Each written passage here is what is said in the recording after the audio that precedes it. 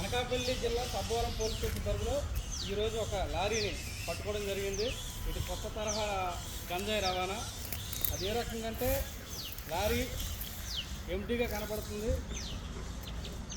Empty lorry agency నుంచి వస్తూ మాకు పట్టుకోవడం జరిగింది.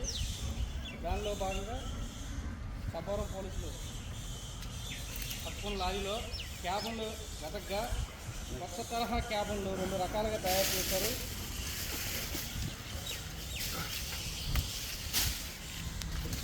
ఈ క్యాబన్ ఏ రకంగా ఉందంటే చూడండి, ఇది ఎప్పుడు రెగ్యులర్గా ఉండే ఒక క్యాబను, ఇది సీక్రెట్ డ్రైవర్ బ్యాక్ సీట్ ఉండే క్యాబను.